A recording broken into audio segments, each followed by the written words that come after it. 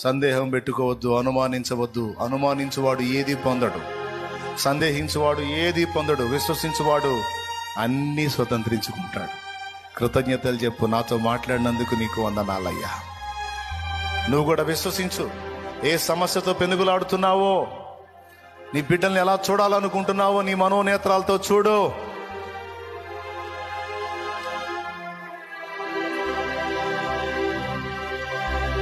కొంతమందికి దేవుడు నాకు తోడై ఉన్నాడా లేదని అనుమానం. దేవుడు నీకు తోడు లేకపోతే నువ్వు ఇన్నాళ్ళు కొనసాగావా? తోడు లేకపోతే రక్షించబడ్డావా? తోడు లేకపోతే విశ్వాసయాత్ర సాగిస్తున్నావా? నిశ్చయంగా దేవుడు నీకు తోడై ఉన్నాడు. హల్లెలూయా. మళ్ళా ఇంకొక డౌటు, దురాత్మల పైన నాకు అధికారం ఉందా లేదా? లేదని ఎవడు చెప్పాడు? ఉంది. నమ్మిన వారి వలన ఈ సూచక్రియలు కనబడును. అదేవనగా నా నామమున మీరు దయ్యములను